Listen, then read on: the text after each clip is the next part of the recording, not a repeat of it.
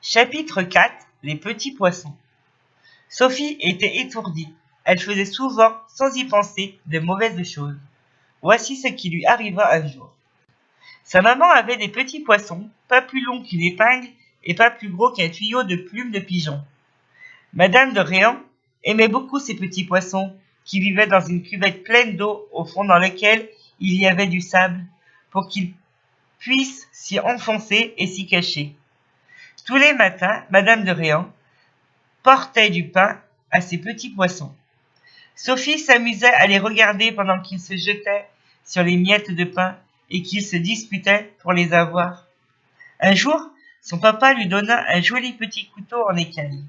Sophie, enchantée de son couteau, s'en servait pour couper son pain, ses pommes, des biscuits, des fleurs, etc. Un matin, Sophie jouait. Sa bonne lui avait donné du pain qu'elle avait coupé en petits morceaux, des amandes qu'elle avait coupées en tranches et des feuilles de salade. Elle demanda à sa bonne de l'huile et du vinaigre pour faire la salade. « Non, répondit la bonne, je veux bien vous donner du sel, mais pas d'huile, ni de vinaigre, qui pourrait tacher votre robe. » Sophie prit le sel, en mit sur sa salade, et il lui en restait beaucoup. « Si j'avais quelque chose à saler, se dit-elle, je ne veux pas saler du pain. Il me faudrait de la viande ou du poisson. Oh là, bonne idée, je vais saler les petits poissons de maman. J'en couperai quelques-uns en tranches avec mon couteau. Je salerai les autres tout entiers. Que ce sera amusant. Quel joli plat cela fera. » Et voilà, Sophie qui ne réfléchit pas, que sa maman n'aura plus les petits poissons qu'elle aime tant, que ces pauvres petits souffriront beaucoup d'être salés vivants ou d'être coupés en tranches. Sophie court dans le salon où étaient les petits poissons. Elle s'approche de la cuvette, les pêche tous, les met dans une assiette de son ménage, retourne à sa petite table, prend quelques-uns de ces pauvres petits poissons et les étend sur un plat. Mais les poissons qui ne se sentaient pas à l'aise, hors de l'eau, remuaient et sautaient tant qu'ils pouvaient. Pour les faire tenir tranquilles, Sophie leur verse du sel sur le dos, sur la tête et sur la queue. En effet, ils restent immobiles. Les pauvres petits étaient morts. Quand son assiette fut pleine, elle en prit d'autres et se mit à les couper en tranches. Au premier coup de couteau, les malheureux poissons se tordaient en désespérés. Mais ils devenaient bientôt immobiles, parce qu'ils mouraient. Après les seconds poissons, Sophie s'aperçut que les tuait en les coupant en morceaux. Elle regarda avec inquiétude les poissons salés, ne les voyant pas remuer, elle les examine attentivement. Et vit qu'ils étaient tous morts. Sophie devint rouge comme une cerise. « Que va dire maman ?» se dit-elle. « Que vais-je devenir, moi, pauvre malheureuse?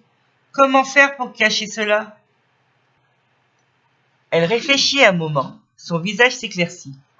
Elle avait trouvé un moyen excellent pour que sa maman ne s'aperçoive de rien. Elle ramassa bien vite tous les poissons salés et coupés et les remit dans une petite assiette, sortit doucement de la chambre et les remporta dans leur cuvette. « Maman croira, dit-elle, qu'ils se sont battus et qu'ils se sont tous entredéchirés et tués. Je vais essuyer mes assiettes, mon couteau et ôter mon sel. »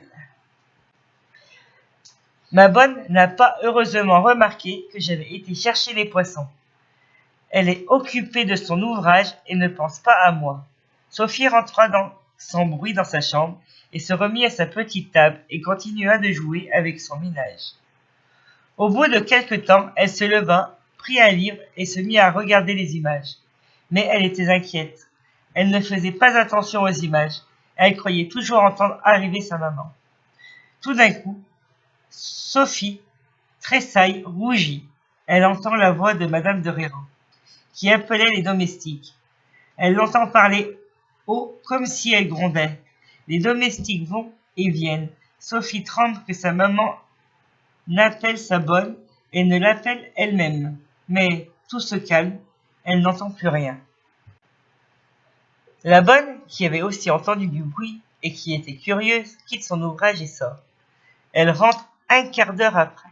« Comme c'est heureux, dit-elle à Sophie, que nous ayons été tous deux dans notre chambre sans en sortir. Figurez-vous que votre maman vient d'aller voir ses poissons. Elle les a trouvés tous morts, les uns entiers, les autres coupés en morceaux. Elle a fait venir tous les domestiques pour leur demander quel était le méchant qui avait fait mourir ces pauvres petites bêtes. Personne n'a pu ou n'a voulu rien dire. Je viens de la rencontrer. Elle m'a demandé si vous aviez été dans le salon. J'ai heureusement pu lui répondre que vous n'aviez pas bougé d'ici, que vous vous étiez amusé à faire la dinette dans votre petit ménage. C'est singulier, dit-elle. J'aurais pu parier que c'est Sophie qui a fait ce beau coup. Oh, madame, lui ai-je répondu, Sophie n'est pas capable d'avoir fait une chose aussi méchante. Tant mieux, dit votre maman, car je l'aurais sévèrement punie. C'est heureux pour elle que vous ne l'ayez pas quittée et que vous m'assuriez qu'elle ne peut pas avoir fait mourir mes pauvres poissons. Oh, quant à cela, madame, j'en suis bien certaine, ai-je répondu. Sophie ne disait plus rien. Elle restait immobile et rouge, la tête baissée, les yeux pleins de larmes. Elle eut envie, un instant, d'avouer à sa bonne que c'était elle qui avait tout fait. Mais le courage lui manqua. La bonne, la voyant triste, crut que c'était la mort des pauvres petits poissons qui l'affligeait. J'étais bien sûre, dit-elle, que vous seriez triste, comme votre maman, du malheur arrivé à ces pauvres petites bêtes. Mais il faut se dire que ces poissons n'étaient pas heureux dans leur prison, car enfin cette cuvette était une prison pour eux. À présent que les voilà morts, ils ne souffrent plus, n'y pensez donc plus, et venez que je vous arrange pour aller au salon. On va bientôt dîner. Sophie se laissa peigner, laver, sans dire un mot. Elle entre au salon, sa maman y était. Sophie, lui dit-elle, ta bonne t'a-t-elle raconté ce qui est arrivé à mes petits poissons? Oui, maman. Si ta bonne ne m'avait pas assuré que tu étais resté avec elle dans ta chambre, depuis que tu m'as quitté, j'aurais pensé que c'était toi qui les ai fait mourir. Tous les domestiques disent que ce n'est aucun d'eux, mais je crois que le domestique Simon, qui était chargé de changer tous les matins l'eau et le sable de la cuvette, a voulu se débarrasser de cet ennui, et qu'il a tué mes pauvres poissons pour ne plus avoir à les soigner.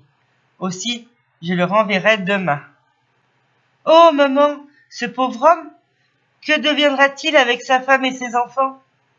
Tant pis pour lui, il ne devait pas tuer mes petits poissons qui ne lui avaient fait aucun mal, et qu'il a fait souffrir en les coupant en morceaux. Mais ce n'est pas lui, maman, je vous assure que ce n'est pas lui. Comment sais-tu que ce n'est pas lui? Moi, je crois que c'est lui, que ce ne peut être que lui, et dès demain, je le ferai partir. Oh non, maman, ne le faites pas, c'est moi qui ai pris les petits poissons et qui les ai tués. Toi? Quelle folie! Toi qui aimais ces petits poissons, tu ne les aurais pas fait souffrir et mourir? Je vois bien que tu dis cela pour excuser Simon. Non, maman, je vous assure que c'est moi. Oui, c'est moi. Je ne voulais pas les tuer, je voulais seulement les saler, et je croyais que le sel ne leur ferait pas de mal. Je ne croyais pas non plus que de les couper leur fit mal, parce qu'ils ne criaient pas. Mais quand je les ai vus morts, je les ai rapportés dans leur cuvette, sans que ma bonne, qui travaillait, m'ait vu sortir ni rentrer. Madame de Réran resta quelques instants si étonnée de l'aveu de Sophie, qu'elle ne répondit pas. Sophie leva timidement les yeux et vit ceux de sa mère fixés sur elle, mais sans colère ni sévérité. Sophie, dit enfin madame Réhan, si j'avais appris par hasard, c'est-à-dire par la permission de Dieu, qui punit toujours les méchants, ce que tu viens de me raconter, je t'aurais puni sans pitié et avec sévérité. Mais le bon sentiment qui t'a fait avouer ta faute pour excuser Simon te vaudra ton pardon. Je ne te ferai donc pas de reproche, car je suis bien sûr que tu sens combien tu as été cruel pour ces pauvres petits poissons, en ne réfléchissant pas d'abord que le sel devait les tuer, ensuite qu'il est impossible de couper et de tuer n'importe quelle bête sans qu'elle souffre. Et voyant que Sophie pleurait, elle ajouta: Ne pleure pas, Sophie, et n'oublie pas qu'avouer les fautes, c'est te les faire pardonner. Sophie essuya ses yeux et elle remercia sa maman. Mais elle resta toute la journée un peu triste d'avoir causé la mort de ses petits amis les poissons.